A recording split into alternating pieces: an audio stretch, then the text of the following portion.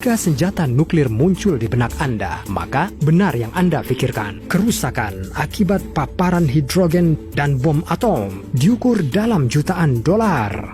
Tetapi tidak ada yang benar-benar merinci mengapa ini terjadi. Bagi saya, ini adalah topik yang sangat menarik untuk dianalisis. Oleh karena itu, hari ini saya akan memberitahu Anda rahasia apa yang ada di bom-bom penghancur ini dan tentunya bagaimana cara kerjanya. Beberapa orang mengira bahwa bom atom dan bom hidrogen pada dasarnya sama. Sampai batas tertentu ini benar, karena kedua jenis bom tersebut dikategorikan sebagai senjata nuklir. Namun, untuk membicarakan perbedaannya, pertama-tama kita perlu memahami konsep dasarnya. Senjata nuklir adalah senjata pemusnah massal yang menggunakan energi nuklir untuk membuat ledakan. Energi ini pada gilirannya terkandung dalam inti atom dan dilepaskan selama reaksi nuklir dan peluruhan radioaktif. Saya yakin dua konsep terakhir sudah tidak asing lagi bagi Anda. Saya telah menyebutkan proses serupa yang terjadi di inti bintang beberapa kali sebelumnya. Tapi hari ini kita menjauh dari topik ruang angkasa dan membahas apa yang dibuat oleh tangan manusia. Jadi, jika kedua jenis bom tersebut menggunakan energi nuklir, apa bedanya? Hal utama adalah bagaimana mereka meledak. Mari kita mulai dengan analisis bom atom. Senjata ini biasanya berbentuk torpedo bulat memanjang. Tidak ada yang istimewa, tapi bahaya utama ada di dalamnya. Untuk mendapatkan apa yang disebut ledakan nuklir, reaksi tertentu harus terjadi. Reaksi berantai dari fisi anti-berat. Ada beberapa unsur berat yang mampu bereaksi seperti itu. Biasanya, uranium-235 digunakan dalam senjata nuklir. Anda mungkin pernah mendengar di suatu tempat bahwa tidak hanya uranium-235 yang radioaktif. Ada juga uranium-238 serta uranium-234. Nomor yang berbeda pada akhir suatu unsur adalah isotop. Sederhananya, berbagai jenis satu elemen. Tetapi kita tidak akan membahas detail yang tidak perlu, karena hanya uranium-235 yang dapat melakukan apa yang membuat Anda menonton ini. Untuk mendapatkan jumlah energi maksimum selama ledakan bom atom, kandungan isotop 235 dalam uranium minimal harus 80%. Karenanya, dalam produksi senjata nuklir, uranium semakin diperkaya. Namun, jika terjadi kesalahan dengan proses ini, terjadilah kemunduran. Anda juga dapat membuat bom plutonium yang didasarkan pada isotop nomor 239. Namun, elemen ini jarang ditemukan di alam, yang berarti Anda harus mencoba dan membuatnya secara artifisial. Sekarang, kita cukup tahu tentang bagian dalam bom atom. Tapi, bagaimana kita meluncurkan senjata seperti itu? Ledakan nuklir terjadi karena massa bahan fisil tertentu terkonsentrasi di satu tempat. Ini juga bisa disebut massa kritis. Ketika tercapai, reaksi peluruhan nuklir terbentuk dengan pelepasan energi. Tetapi, untuk sebuah ledakan yang kuat, satu massa kritis tidak cukup untuk mendapatkan bom yang benar-benar merusak. Anda membutuhkan 4 hingga 5 massa materi kritis. Ada beberapa cara untuk mencapai ini, tetapi saya akan berbicara tentang yang utama, itu disebut implosif. Bayangkan bom nuklir, misalnya berbentuk bola kecil. Di dalamnya ada semua komponen yang diperlukan untuk reaksi nuklir. Tetapi massa kritisnya belum tercapai. Untuk mencapai ini, kita akan membuat ledakan terpandu dari luar.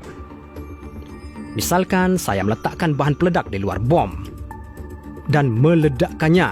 Ketika diekspos dengan benar, ruang di dalam bom akan mulai menyusut menuju gudang gelombang kejut. Kepadatan uranium atau plutonium di dalamnya akan meningkat, dan kita mendapatkan ledakan nuklir. Bagaimana dengan bom hidrogen? Dalam alat peledak ini, energi dilepaskan karena fusi termonuklir. Reaksi ledakan yang sangat cepat terjadi di dalam muatan dengan bantuan unsur-unsur seperti deuterium dan tritium. Elemen yang lebih berat lainnya juga dapat digunakan bersama ini. Namun, zat efektif utama adalah lithium hidrida. Dengan sendirinya, itu tidak menghasilkan ledakan. Jelas sekali, kita membutuhkan sesuatu yang lain. Peledakan zat ini biasanya dilakukan oleh perangkat nuklir terintegrasi dengan daya rendah. Secara sederhana, ini bisa disebut detonator. Ketika diaktifkan, energi dilepaskan yang memicu reaksi termonuklir eksplosif di dalam bom. Menariknya, untuk bom nitrogen, cara teoritis tidak ada batasan kekuatan.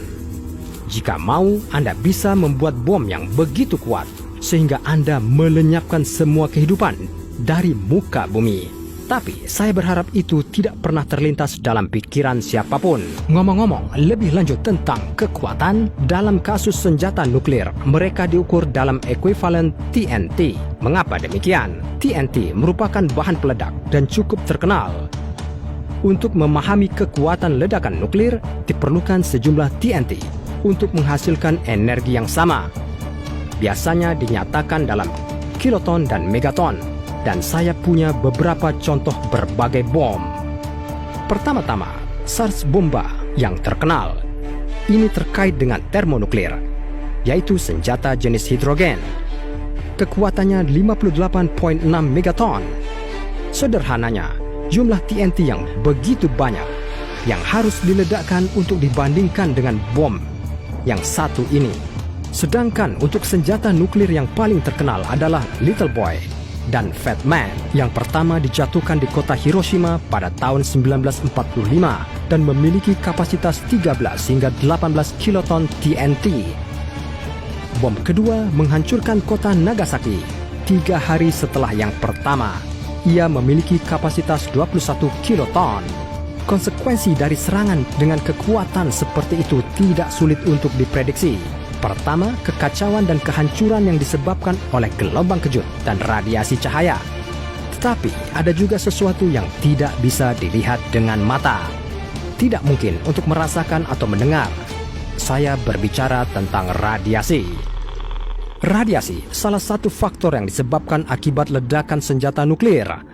Dan jika Anda berada di dekat bom yang meledak, saya punya kabar buruk untuk Anda. Ada 3 tipe utama radiasi ionisasi. Ini adalah alfa, beta, dan gamma. Dan tidak peduli seberapa besar kita tidak menginginkannya, ini semua akan mencemari area tempat ledakan nuklir terjadi. Radiasi alfa tidak akan membahayakan. Pakaian seseorang mungkin melindunginya dari kontak dengan kulit yang terbuka. Tapi ini juga layak untuk melindungi selaput lendir Anda. Radiasi beta sedikit lebih serius dan dapat menyebabkan kerusakan signifikan pada jarak beberapa puluh kilometer atau kaki dari sumber radiasi. Di antara konsekuensinya bisa jadi luka bakar radiasi dan katarak.